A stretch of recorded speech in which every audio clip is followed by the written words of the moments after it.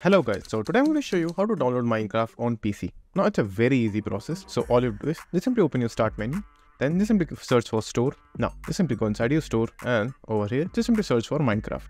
So just simply search for Minecraft. Now just simply open any version. Let's open this one over here.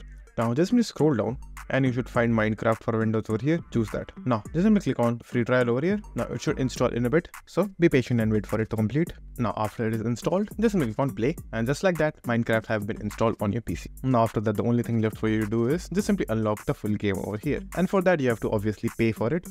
So click on it and then you will be able to buy the entire game. So just simply choose what you want and then you can play other maps of Minecraft as well. But if you want to just simply play around with the free trial, just simply click on play and you will be good to go. And just simply sign in. Then just simply create new world, or if there is an unlocked world, you can also join that. So just simply choose whatever you want over here, then click on create, and just like that, your new world should start creating. So be patient and wait for it.